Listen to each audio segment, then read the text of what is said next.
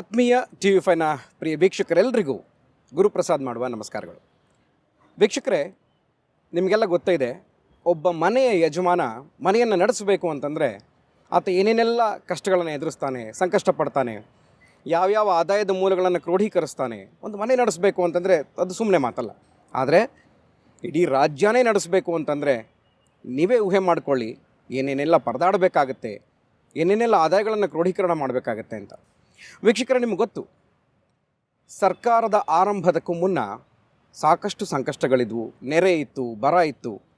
ಆ ನಂತರ ಕೊರೋನಾ ಅನ್ನುವಂಥ ಮಹಾಮಾರಿ ಹೊಡೆದು ಅಪ್ಪಳಿಸ್ಬಿಡ್ತು. ಸೊ ಅದರ ನಂತರ ಏನೇನೆಲ್ಲ ಆಯಿತು, ಜೀವನ ಬದಲಾಗಿ ಹೋಯಿತು. ಇಷ್ಟರ ಮಧ್ಯೆ ನಿಮ್ಮೆಲ್ಲರ ಮಾಸ್ ಲೀಡರ್ ಅಂತ ಕರೆಸ್ಕೊಳ್ಳುವ ರಾಜಾಹುಲಿ BS ಯಡಿಯೂರಪ್ಪನವರು 8ನೆಯ ಬಜೆಟನ್ನು ಮಂಡಿಸಿದ್ದಾರೆ. ಅಂದರೆ ತಮ್ಮ ಜೀವಿತಾವಧಿಯಲ್ಲಿ ಅನೇಕ ಇಂತಹ ಕಷ್ಟ ನಷ್ಟಗಳನ್ನು ನೋಡಿದ್ದಾರೆ, ಆದಾಯ ಸಮತೂಕಗಳನ್ನೆಲ್ಲ ಮಾಡಿದ್ದಾರೆ. ಆದರೂ ಕೂಡ ಇವತ್ತಿಗೂ ಅವರು ಮಾಸ್ ಲೀಡರ್. ನೋಡೋಣ, ಈ ಒಂದು ಬಜೆಟ್ನ ವಿಚಾರಗಳ ಬಗ್ಗೆ ಸಾಕಷ್ಟು ವಿಚಾರಗಳನ್ನು ಅವ್ರನ್ನ ಚರ್ಚೆ ಮಾಡೋದಿದೆ, ಪ್ರಶ್ನೆ ಮಾಡೋದಿದೆ. ಅವರ ಜೊತೆನೇ ನಾನು ಮಾತನಾಡ್ತೀನಿ. ಇದೇ ಇವತ್ತಿನ ವಿಶೇಷ BSY ದಿಟ್ಟ ಹೆಜ್ಜೆ.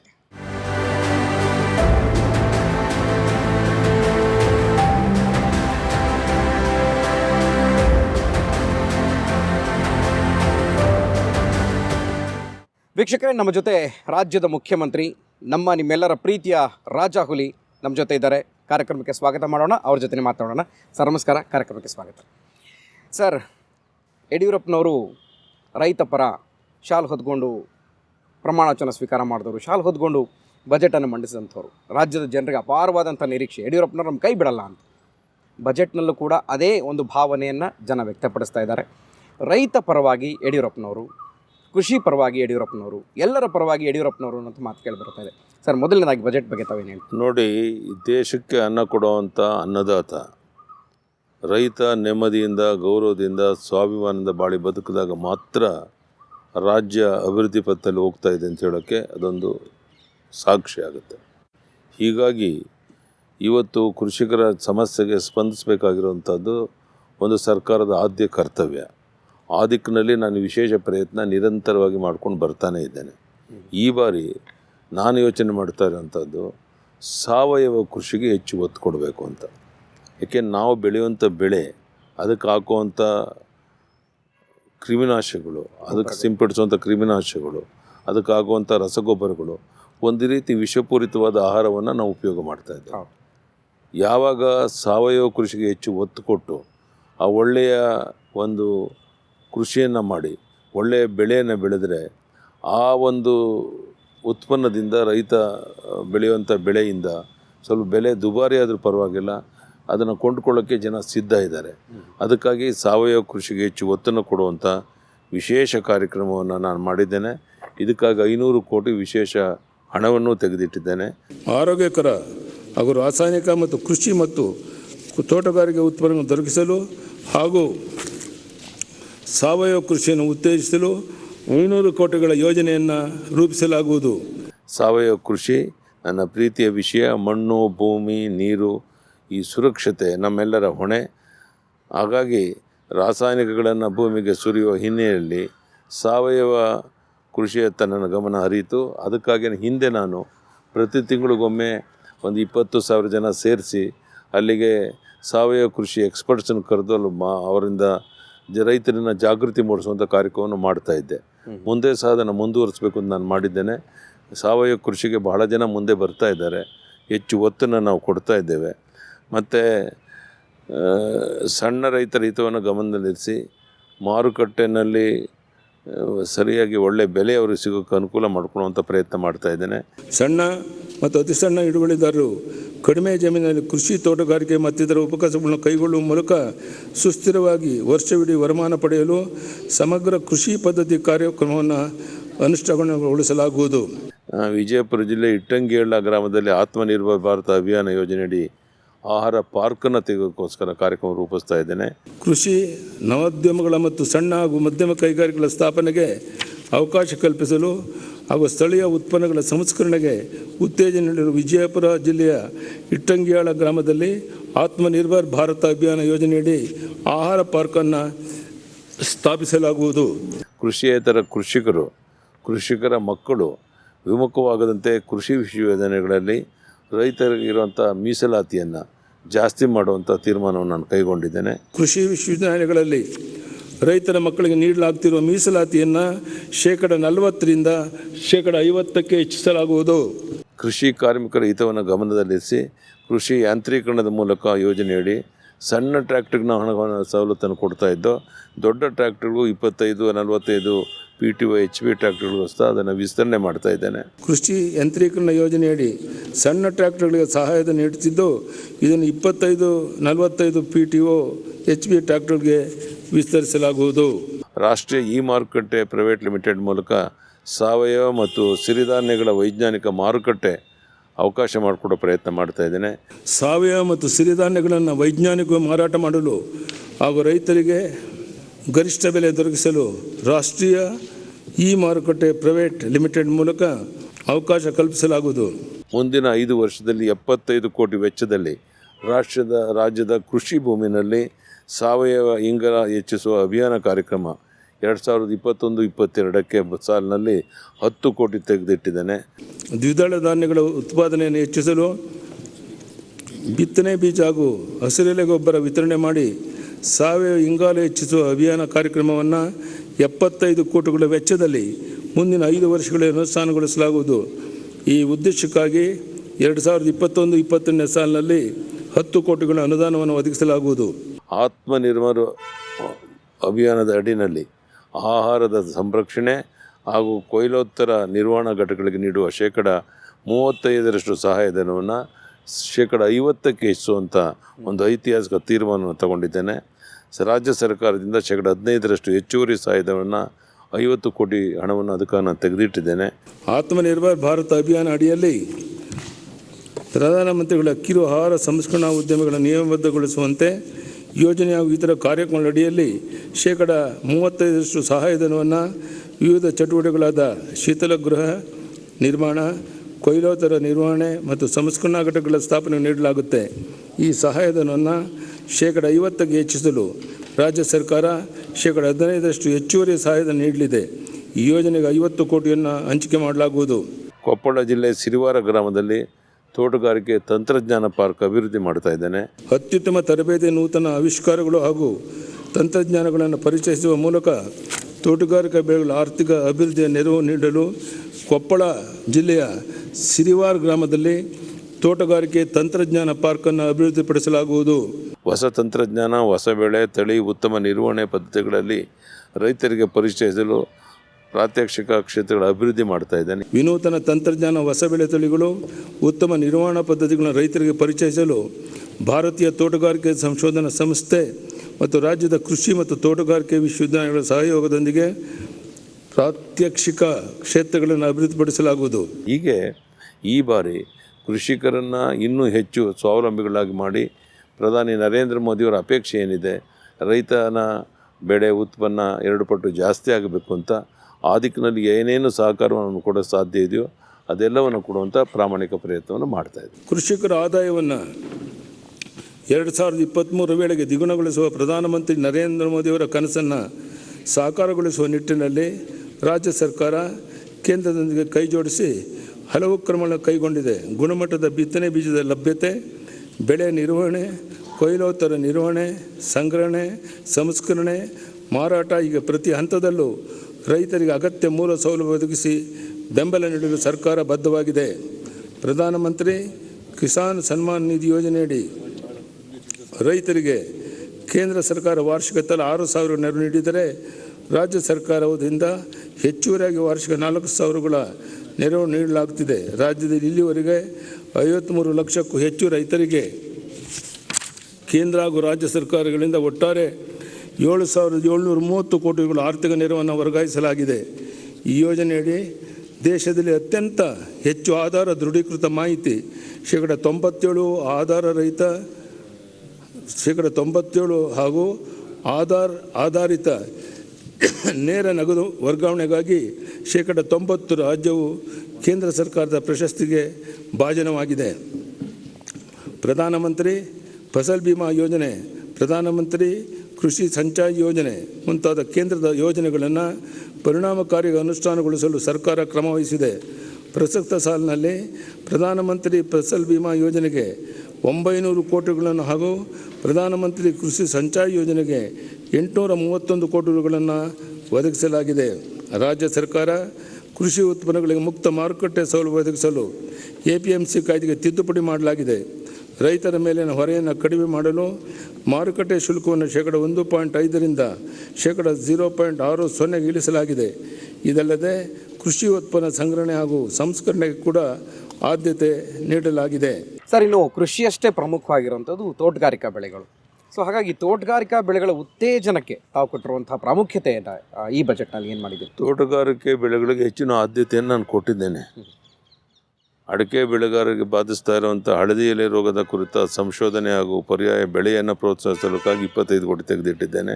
ಚಿಕ್ಕಮಗಳೂರು, ದಕ್ಷಿಣ ಕನ್ನಡ, ಶಿವಮೊಗ್ಗ, ಕೊಡಗು ಜಿಲ್ಲೆಯ ಅಡಿಕೆ ಬೆಳೆಗಾರರನ್ನು ತೀವ್ರವಾಗಿ ಬಾಧಿಸಿರುವ ಹಳದಿ ಎಲೆ ರೋಗದ ಕುರಿತು ಸಂಶೋಧನೆ ತೀವ್ರಗೊಳಿಸಲು ಹಾಗೂ ಪರ್ಯಾಯ ಬೆಳೆಯನ್ನು ಪ್ರೋತ್ಸಾಹಿಸಲು 25 ಕೋಟಿ ರೂಪಾಯಿಗಳನ್ನು ಯೋಜಿಸಲಾಗುವುದು. ಹೊಸ ಹೈಬ್ರಿಡ್ ಬೀಜ ನೀತಿ ಜಾರಿಗೆ ಕ್ರಮ ತಗೊಳ್ತಾ ಇದ್ದೇನೆ. ರೈತರಿಗೆ ಉತ್ತಮ ಗುಣಮಟ್ಟದ ಹೈಬ್ರಿಡ್ ಬೀಜ ಮತ್ತು ಬೀಜ ತಂತ್ರಜ್ಞಾನವನ್ನು ಸುಲಭವಾಗಿ ಒದಗಿಸಲು ಅವುಗಳ ಉತ್ಪಾದನೆ, ಲಾಭದಾಯಕತೆ ಮತ್ತು ಜನಪ್ರಿಯತೆಯನ್ನು ಹೆಚ್ಚಿಸಲು ಹೊಸ ಹೈಬ್ರಿಡ್ ಬೀಜ ನೀತಿಯನ್ನು ರೂಪಿಸಲಾಗುವುದು. ಸುವಾಸನೆಯುಕ್ತ ಮತ್ತು ವೈದ್ಯಕೀಯ ಗಿಡಗಳು, ಹಣ್ಣು ಹಂಪಲು, ತರಕಾರಿ ಮತ್ತು ಸಾಂಬಾರ ಪದಾರ್ಥಗಳಿಗೆ ಹೊಸ ಕೃಷಿ ರಫ್ತು ವಲಯ ಸ್ಥಾಪನೆ ಮಾಡೋಕ್ಕೆ ಪ್ರಯತ್ನ ಮಾಡ್ತಾಯಿದ್ದೇನೆ. ತೋಟಗಾರಿಕೆ ಬೆಳೆಗಳ ರಫ್ತಿಗೆ ರಾಜ್ಯದ ಅಂತಾರಾಷ್ಟ್ರೀಯ ವಿಮಾನ ನಿಲ್ದಾಣಗಳಲ್ಲಿ ಅಲ್ಲಿ ಪೂರಕ ಸೌಲಭ್ಯಗಳನ್ನು ಒದಗಿಸುವಂಥ ಪ್ರಯತ್ನ ಮಾಡ್ತಾ ಇದ್ದೇನೆ. ರಾಜ್ಯಾದ್ಯಂತ ಸುವಾಸನೆಯುಕ್ತ ಮತ್ತು ವೈದ್ಯಕೀಯ ಗಿಡಗಳು, ಹಣ್ಣು ಹಂಪಲು, ತರಕಾರಿಗಳು ಮತ್ತು ಸಾಂಬಾರ ಪದಾರ್ಥಗಳಿಗಾಗಿ ಹೊಸ ಕೃಷಿ ರಫ್ತು ವಲಯ ಸ್ಥಾಪಿಸಲಾಗುವುದು. ಈ ಉತ್ಪನ್ನಗಳ ರಫ್ತಿಗೆ ಅನುವಾಗುವಂತೆ ರಾಜ್ಯದ ಅಂತಾರಾಷ್ಟ್ರೀಯ ವಿಮಾನ ನಿಲ್ದಾಣಗಳಲ್ಲಿ ಅಗತ್ಯ ಸೌಲಭ್ಯಗಳು ಒದಗಿಸಲಾಗುವುದು. ಹಣ್ಣು ಮತ್ತು ತರಕಾರಿ ಬೆಳೆಗಳ ಮೌಲ್ಯವರ್ಧನೆ ಮತ್ತು ಮಾರುಕಟ್ಟೆ ಸಂಪರ್ಕ ಕಲ್ಪಿಸೋದಕ್ಕೆ ಬೆಳೆಗಾರರಿಗೆ ತರಬೇತಿ ಕೊಡೋದಕ್ಕೋಸ್ಕರ ಕಾರ್ಯಕ್ರಮ ರೂಪಿಸ್ತಾ ಇದ್ದೇನೆ. ಅದು ದ್ರಾಕ್ಷಿ ಬೆಳೆಗಾರರಿಗೆ ವಿಶೇಷವಾಗಿ ದ್ರಾಕ್ಷಾರಸ ಮಂಡಳಿಯನ್ನು ಕರ್ನಾಟಕ ದ್ರಾಕ್ಷಿ ಹಾಗೂ ದ್ರಾಕ್ಷಾರಸ ಮಂಡಳಿಯನ್ನಾಗಿ ಪುನರ್ರಚಿಸೋದಕ್ಕೆ ತೀರ್ಮಾನ ಮಾಡಿದ್ದೇನೆ. ದ್ರಾಕ್ಷಿ ಬೆಳೆಯ ಮೌಲ್ಯವರ್ಧನೆ, ಬ್ರ್ಯಾಂಡಿಂಗ್ ಹಾಗೂ ಮಾರ್ಕೆಟಿಂಗ್ ಕ್ಷೇತ್ರಗಳ ಉನ್ನತೀಕರಣ ಒಳಗೊಂಡಂತೆ ದ್ರಾಕ್ಷಿ ಕೃಷಿಯನ್ನು ಪ್ರೋತ್ಸಾಹಿಸಲು ಕರ್ನಾಟಕ ದ್ರಾಕ್ಷಾರಸ ಮಂಡಳಿಯನ್ನು ಕರ್ನಾಟಕ ದ್ರಾಕ್ಷಿ ಹಾಗೂ ದ್ರಾಕ್ಷಾರಸ ಮಂಡಳಿಯನ್ನಾಗಿ ಪುನರ್ರಚಿಸಲಾಗುವುದು. ಹೀಗೆ ಅನೇಕ ರೀತಿಯಲ್ಲಿ ರೈತರಿಗೆ ಅನುಕೂಲ ಆಗೋ ರೀತಿ ಕೆಲಸವನ್ನು ಮಾಡಿ. ಸರ್, ಇನ್ನು ಕೃಷಿಯೇತರ ಚಟುವಟಿಕೆ ಅಂದರೆ ಹೈನುಗಾರಿಕೆ ಮತ್ತು ಪಶುಸಂಗೋಪನೆ, ಸಾಕಷ್ಟು ಜನ ಇದಕ್ಕೆ ತೊಡಗಿಸ್ಕೊಳ್ಬೇಕು ಅನ್ನೋಂಥದ್ದು ನೀವು ಕರೆಯನ್ನು ಕೊಡ್ತಾ ಇದ್ದೀರಿ. ಸೊ ಇದಕ್ಕೆ ಬಜೆಟಲ್ಲಿ ಕೊಟ್ಟಿರುವಂಥ ಅಂದರೆ ಸದೃಢ ಆಗಬೇಕು ರೈತ ಅನ್ನೋದಕ್ಕೆ ಏನು ಯೋಚನೆ ಮಾಡಿದ್ದೀರಿ? ನೋಡಿ, ಪಶುಸಂಗೋಪನೆ ಇಲ್ಲದೇ ರೈತರಿಲ್ಲ. ಖಂಡಿತ ಸರ್, ತುಂಬ ಅಗತ್ಯ ಇರುವಂಥದ್ದು. ಈ ನಿಟ್ಟಿನಲ್ಲಿ ದೇಶೀಯ ಪಶುಪತ್ತಿನ ಶಾಶ್ವತ ಪ್ರದರ್ಶನ ಮತ್ತು ಪ್ರಾತ್ಯಕ್ಷಿಕೆಯೊಂದಿಗೆ ಮಾಹಿತಿಗೆ ತರಬೇತಿ ನೀಡೋದಕ್ಕೆ ಹೆಸರುಘಟ್ಟದಲ್ಲಿ ಥೀಮ್ ಪಾರ್ಕ್ ಸ್ಥಾಪನೆ ಮಾಡುವಂಥ ಪ್ರಯತ್ನ ಮಾಡ್ತಾ ಇದ್ದೇನೆ. ದೇಶೀಯ ಜಾನುವಾರುಗಳ ಕುರಿ, ಮೇಕೆ ತಳಿಗಳ ಮತ್ತು ಕುಕ್ಕಡ ತಳಿಗಳ ಶಾಶ್ವತ ಪ್ರದರ್ಶನ ಮತ್ತು ಪ್ರಾತ್ಯಕ್ಷಿಕೆಯೊಂದಿಗೆ ಮಾಹಿತಿ ಹಾಗೂ ತರಬೇತಿ ನೀಡಲು ಥೀಮ್ ಪಾರ್ಕನ್ನು ಬೆಂಗಳೂರಿನ ಹೆಸರುಘಟ್ಟದ 100 ಎಕರೆ ಜಮೀನಿನಲ್ಲಿ ಖಾಸಗಿ ಸಹಭಾಗಿತ್ವದಲ್ಲಿ ಸ್ಥಾಪಿಸಲಾಗುವುದು. ನಂದಿದುರ್ಗ ಮೇಕೆ ತಳಿಗಳನ್ನು ಅಭಿವೃದ್ಧಿಪಡಿಸಿ ಉತ್ಕೃಷ್ಟ ದರ್ಜೆಯ ಹೋತ ವಿತರಿಸಲು 1 ಕೋಟಿ ಅನುದಾನವನ್ನು ಇಡ್ತಾ ಅಂದರೆ ನಂದಿದುರ್ಗ ಮೇಕೆ ಅಂತ ಕರೀತಾನೆ. ಅದನ್ನು ರಾಜ್ಯದಲ್ಲಿ ಹೆಚ್ಚಿನ ಮಾಂಸ ಉತ್ಪಾದನೆ ಮತ್ತು ಅಧಿಕ ಮರಿಗಳನ್ನು ನೀಡುವ ಉತ್ತಮ ನಂದಿದುರ್ಗ ಮೇಕೆ ತಳಿಗಳ ಅಭಿವೃದ್ಧಿ ಮಾಡಿ ಉತ್ಕೃಷ್ಟ ದರ್ಜೆಯ ಹೋತಗಳನ್ನು ರೈತರಿಗೆ ವಿತರಿಸಲು 1 ಕೋಟಿ ಅನುದಾನವನ್ನು ನೀಡಲಾಗುವುದು. ಸಮಗ್ರ ಗೋ ಸಂಕುಲ ಸಮೃದ್ಧಿ ಯೋಜನೆಯಡಿ 1 ಕೋಟಿ ವೆಚ್ಚದಲ್ಲಿ ರಾಜ್ಯದ ರೈತರಿಗೆ ಹೊರ ರಾಜ್ಯದ ದೇಶಿ ತಳಿಗಳನ್ನು ಪರಿಚಯಿಸುವಂಥ ಕ್ರಮ ಕೈಗೊಳ್ತಾ ಇದ್ದೇನೆ.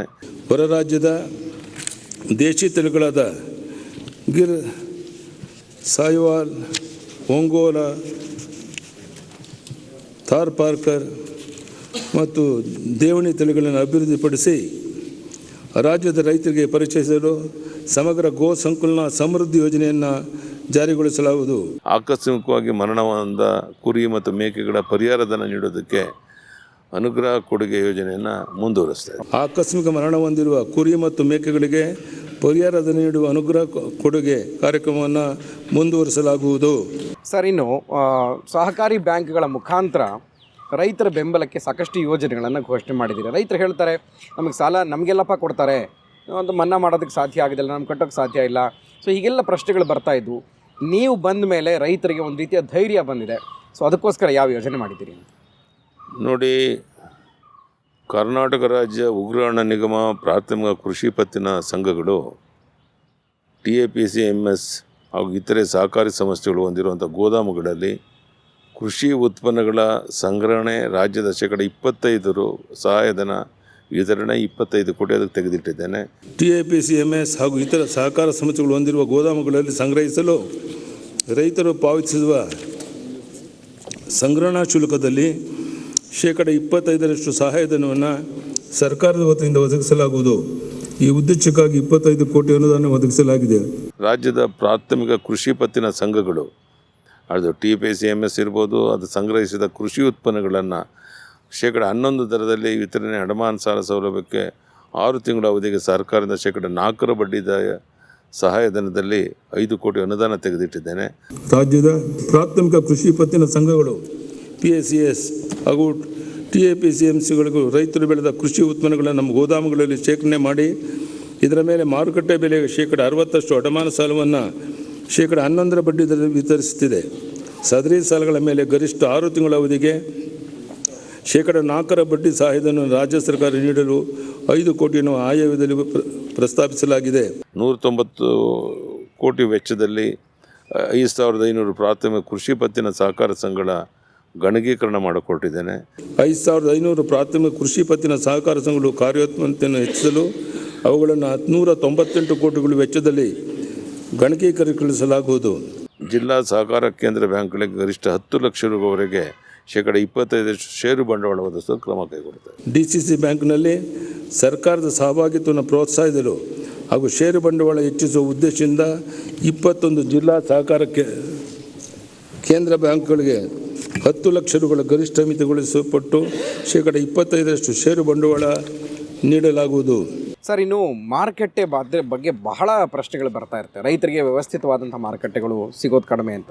ಬಟ್ ಬಜೆಟ್ನಲ್ಲಿ ಇದ್ರ ಬಗ್ಗೆ ಏನು ಕಾನ್ಸಂಟ್ರೇಟ್ ಮಾಡಿದ್ದೀರಿ? ಅಲ್ಲ, ಬೈಯಪ್ಪನಹಳ್ಳಿನಲ್ಲಿ 50 ಕೋಟಿ ವೆಚ್ಚದಲ್ಲಿ ಸುಸಜ್ಜಿತ ಹೂವಿನ ಮಾರುಕಟ್ಟೆ ನಿರ್ಮಾಣ ಮಾಡುವಂಥದ್ದು ಮೊದಲ ಬಾರಿಗೆ ಇದನ್ನು ಯೋಚನೆ ಮಾಡಿ ಅದನ್ನು ಮಾಡಿಕೊಟ್ಟಿದ್ದೇನೆ. ಯಶವಂತಪುರ ಕೃಷಿ ಉತ್ಪನ್ನ ಮಾರುಕಟ್ಟೆ ಸಮಿತಿ ವತಿಯಿಂದ ಬೈಯಪ್ಪನಹಳ್ಳಿ 8 ಎಕರೆ ಜಮೀನಿನಲ್ಲಿ 50 ಕೋಟಿಗಳ ವೆಚ್ಚದಲ್ಲಿ ಸುಸಜ್ಜಿತ ಹೂವಿನ ಮಾರುಕಟ್ಟೆ ನಿರ್ಮಿಸಲಾಗುವುದು. ಸಿಂಗೇನ ಅಗ್ರಹಾರ ಸಮೀಪದ ಗುಳೆಮಠಗಳ ಗ್ರಾಮದಲ್ಲಿ ಅತ್ಯಾಧುನಿಕ ತರಕಾರಿ ಮಾರುಕಟ್ಟೆ ನಿರ್ಮಾಣ ಮಾಡಕ್ಕೆ ಹೊರಟಿದ್ದೇನೆ. ಸಿಂಗೇನ ಅಗ್ರಹಾರದ ಹಣ್ಣು ಮಾರುಕಟ್ಟೆಗೆ ಹೊಂದಿಕೊಂಡಿರುವ ಕುಳಿಮಂಗಳ ಗ್ರಾಮದಲ್ಲಿ 42 ಎಕರೆ ಪ್ರದೇಶದಲ್ಲಿ ಅತ್ಯಾಧುನಿಕ ತರಕಾರಿ ಮಾರುಕಟ್ಟೆಯನ್ನು ನಿರ್ಮಿಸಲಾಗುವುದು. ಬಳ್ಳಾರಿಯ ಆಲದಹಳ್ಳಿ ಗ್ರಾಮದಲ್ಲಿ ಅತ್ಯಾಧುನಿಕ ಒಣಮೆಣಸಿನಕಾಯಿ ಮಾರುಕಟ್ಟೆ ಸ್ಥಾಪನೆಗೆ ಕಾರ್ಯಕ್ರಮ ರೂಪಿಸ್ತಾ ಇದ್ದೇವೆ. ಬಳ್ಳಾರಿ ಕೃಷಿ ಉತ್ಪನ್ನ ಮಾರುಕಟ್ಟೆ ಸಮಿತಿಯಿಂದ ಆಲದಹಳ್ಳಿ ಗ್ರಾಮದಲ್ಲಿ ಅತ್ಯಾಧುನಿಕ ಸೌಲಭ್ಯಗಳು ಒಣಮೆಣಸಿನಕಾಯಿ ಮಾರುಕಟ್ಟೆಯನ್ನು ಸಾರ್ವಜನಿಕ ಖಾಸಗಿ ಸಹಭಾಗಿತ್ವದಲ್ಲಿ ಸ್ಥಾಪಿಸಲಾಗುವುದು. ಚಾಮರಾಜನಗರದಲ್ಲಿ ಅರಿಶಿನ ಮಾರುಕಟ್ಟೆ ಸಮಗ್ರ ಅಭಿವೃದ್ಧಿಗೆ ಯೋಚನೆ ಮಾಡಿದ್ದೇವೆ. ಚಾಮರಾಜನಗರದಲ್ಲಿ ಅರಿಶಿನ ಮಾರುಕಟ್ಟೆಯನ್ನು ಸಾರ್ವಜನಿಕ ಖಾಸಗಿ ಸಹಭಾಗಿತ್ವದಲ್ಲಿ ಸಮಗ್ರವಾಗಿ ಅಭಿವೃದ್ಧಿಪಡಿಸಲಾಗುವುದು. ಬ್ಯಾಡಗಿ ಕೃಷಿ ಉತ್ಪನ್ನ ಮಾರುಕಟ್ಟೆಯಲ್ಲಿ 4 ಕೋಟಿ ವೆಚ್ಚದಲ್ಲಿ ಆಧುನಿಕ ಗುಣ ವಿಶ್ಲೇಷಣಾ ಘಟಕ ಸ್ಥಾಪನೆ ಮಾಡೋಕ್ಕೆ ಹೊರಟಿದೆ. ಮೆಣಸಿನಕಾಯಿ ಬೆಳೆಯುವ ರೈತರಿಗೆ ಸ್ಪರ್ಧಾತ್ಮಕ ದರ ಒದಗಿಸಲು ಬ್ಯಾಡಗಿ ಕೃಷಿ ಉತ್ಪನ್ನ ಮಾರುಕಟ್ಟೆಯಲ್ಲಿ ಆಧುನಿಕ ಗುಣ ವಿಶ್ಲೇಷಣಾ ಘಟಕವನ್ನು 4 ಕೋಟಿಗಳ ವೆಚ್ಚದಲ್ಲಿ ಸ್ಥಾಪಿಸಲಾಗುವುದು. 2020-21ನೇ ಸಾಲಿನ ಪ್ರಧಾನಮಂತ್ರಿ ಮತ್ಸ್ಯ ಸಂಪದ ಯೋಜನೆಯಡಿ ರಾಜ್ಯದ 137 ಕೋಟಿ ರೂಗಳ ಯೋಜನೆಗೆ ಕೇಂದ್ರ ಸರ್ಕಾರ ಅನುದಾನ ನೀಡಿದ್ದು 2021-22ನೇ ಸಾಲಿನಲ್ಲಿ 376 ಕೋಟಿ ರೂಗಳ ಕ್ರಿಯಾ ಯೋಜನೆಯನ್ನು ಕೇಂದ್ರ ಸರ್ಕಾರಕ್ಕೆ ಸಲ್ಲಿಸಲಾಗಿದೆ. ಈ ಉದ್ದೇಶಕ್ಕೆ 2021-22ನೇ ಸಾಲಿನಲ್ಲಿ 62 ಕೋಟಿಗಳನ್ನು ಒದಗಿಸಲಾಗಿದೆ. ರಾಜ್ಯದ 16 ಮೀನುಮರಿ ಉತ್ಪಾದನಾ ಕೇಂದ್ರಗಳ ಉನ್ನತೀಕರಣಕ್ಕೆ ಪ್ರಸಕ್ತ ಸಾಲಿನಲ್ಲಿ 2 ಕೋಟಿ ಅನುದಾನ ಒದಗಿಸಲಾಗುವುದು. ಅಂತಾರಾಷ್ಟ್ರೀಯ ಮಾರುಕಟ್ಟೆಯಲ್ಲಿ ಹೆಚ್ಚಿನ ಬೇಡಿಕೆಯನ್ನು ಹೊಂದಿರುವ ಪ್ಯಾಂಗೇಸಿಯಸ್ ತಿಲಪಿಯಾ ಮೀನುಗಳನ್ನು ಫಿಲೈಟ್ಸ್ ಮತ್ತು ಶೀತಲೀಕೃತ ಉತ್ಪನ್ನಗಳಿಗಾಗಿ ಸಂರಕ್ಷಣೆಗೊಳಿಸಲು ಆಧುನಿಕ ಸಂಸ್ಕರಣಾ ಮತ್ತು ಮೌಲ್ಯವರ್ಧನಾ ಕೇಂದ್ರವನ್ನು ಕರ್ನಾಟಕ ಮೀನುಗಾರಿಕೆ ಅಭಿವೃದ್ಧಿ ನಿಗಮದ ವತಿಯಿಂದ 6 ಕೋಟಿಗಳ ವೆಚ್ಚದಲ್ಲಿ ಸ್ಥಾಪಿಸಲಾಗುವುದು. 2015-16ರಿಂದ ಯಾಂತ್ರೀಕೃತ ದೋಣಿಗಳಿಗೆ 1.5 ಲಕ್ಷ ಕಿಲೋ ಲೀಟರ್ ಡೀಸೆಲ್ ಮೇಲಿನ ಮಾರಾಟ ಕರವನ್ನು ಮರುಪಾವತಿಸಲಾಗುತ್ತಿತ್ತು. ಈ ಪ್ರಕ್ರಿಯೆಯನ್ನು ಮತ್ತಷ್ಟು ಜನಸ್ನೇಹಿ ಆಗಿಸಲು 2021-22 ಸಾಲಿನಿಂದ ಡೀಸೆಲ್ ಡೆಲಿವರಿ ಪಾಯಿಂಟ್ನಲ್ಲಿ ಕರರಹಿತ ದರದಲ್ಲಿ ಡೀಸೆಲ್ನ ವಿತರಿಸಲಾಗುವುದು. ರಾಜ್ಯದಲ್ಲಿ ಮೀನಿನ ಮಾರಾಟವನ್ನು ಉತ್ತೇಜಿಸಲು ಹಾಗೂ ಮೀನಿನ ವಿವಿಧ ಪ್ರಭೇದಗಳ ಕುರಿತು ಅರಿವು ಮೂಡಿಸಲು ಕರ್ನಾಟಕ ಮೀನುಗಾರಿಕೆ ಅಭಿವೃದ್ಧಿ ನಿಗಮದ ವತಿಯಿಂದ ಮೀನು ಮಾರಾಟ ಘಟಕಗಳು ಹಾಗೂ ಮತ್ಸ್ಯದರ್ಶಿನಿಯನ್ನು 30 ಕೋಟಿ ರೂಗಳ ವೆಚ್ಚದಲ್ಲಿ ಸ್ಥಾಪಿಸಲಾಗುವುದು. ಸರ್, ಜನ ನಿರೀಕ್ಷೆ ಮಾಡ್ತಾ ಇದ್ರು ಯಡಿಯೂರಪ್ಪನವರು ನಮ್ಮ ಕೈ ಬಿಡೋದಿಲ್ಲ, ರೈತರು ನಿರೀಕ್ಷೆ ಮಾಡ್ತಾ ಇದ್ರು ಯಡಿಯೂರಪ್ಪನವರು ನಮ್ಮನ್ನು ಮರೆಯೋದಿಲ್ಲ ಅನ್ನುವಂಥದ್ದು. ಆ ನಿರೀಕ್ಷೆಗೆ ತಕ್ಕನ ಹಾಗೆ ಈ ಬಜೆಟ್ನಲ್ಲಿ ಸಾಕಷ್ಟು ಕೊಡುಗೆಗಳನ್ನು ಕೊಟ್ಟಿದ್ದೀರಿ. ಎಲ್ರಿಗೂ ರೀಚ್ ಆಗಬೇಕು ಅನ್ನೋದೇ ನಿಮ್ಮ ಆಶಾಭಾವನೆ ಖಂಡಿತ ಈಡೇರಲಿ ಸರ್. ಎಲ್ಲರಿಗೂ ಕೂಡ ಈ ಒಂದು ಬಜೆಟ್ನ ವಿಚಾರಗಳು ಆಪ್ತರಿಗೂ ಕೂಡ, ಅಂದರೆ ಕೊನೆಯ ಮಟ್ಟದ ಮನುಷ್ಯನಿಗೂ ಕೂಡ ತಲುಪಲಿ ಅನ್ನೋದೇ ಜನರ ಸದುದ್ದೇಶ, ನಿಮ್ಮ ಸದುದ್ದೇಶ ಅದು ಪೂರ್ಣ ಆಗಲಿ. ಥ್ಯಾಂಕ್ ಯು ಸರ್, TV5 ಜೊತೆ ಮಾತಾಡೋದಕ್ಕೆ ಎಷ್ಟೊಂದು ಧನ್ಯವಾದ. ವೀಕ್ಷಕರೇ, ನೋಡಿದ್ರಲ್ಲ, ನಾಡಿನ ಮುಖ್ಯಮಂತ್ರಿ ಯಡಿಯೂರಪ್ಪನವರು ತಮ್ಮ ಎಂಟನೆಯ ಬಜೆಟನ್ನು ಮಂಡಿಸಿದ್ದಾರೆ. ಸೊ ಬಹುಶಃ ಅವರ ನಿರೀಕ್ಷೆ ಮತ್ತು ಆಸೆ ಆಶೋತ್ತರಗಳೇನಿತ್ತು ಅದೆಲ್ಲವೂ ಕೂಡ ಬಜೆಟ್ನಲ್ಲಿ ಪೂರಕವಾಗಿದ್ದಾವೆ. ಇಷ್ಟೊತ್ತು ಮಾತನಾಡಿದ್ರು, ರೈತರಿಗೆ ವಿಶೇಷವಾಗಿ ಅನೇಕ ಸೌಲಭ್ಯಗಳನ್ನು, ಯೋಜನೆಗಳನ್ನು ಕಲ್ಪಿಸುವಂಥ ಮುಖಾಂತರ ತಾನು ಏನು ಮಾಡ್ತಾ ಇದ್ದೀನಿ, ಏನು ಮಾಡಿದ್ದೀನಿ ಈ ವಯಸ್ಸಿನಲ್ಲಿಯೂ ಅನ್ನೋದನ್ನು ಸಾಬೀತು ಮಾಡಿ ತೋರಿಸಿದ್ದಾರೆ. ಇದೇ BSY ಅಂತ ಕರೆಯೋದು. ಇದಾಗಿತ್ತು ಇವತ್ತಿನ ವಿಶೇಷ. ನೋಡ್ತಾ ಇರಿ TV5 ನ್ಯೂಸ್, ಇದು ವಾಸ್ತವದ ಪ್ರತಿರೂಪ.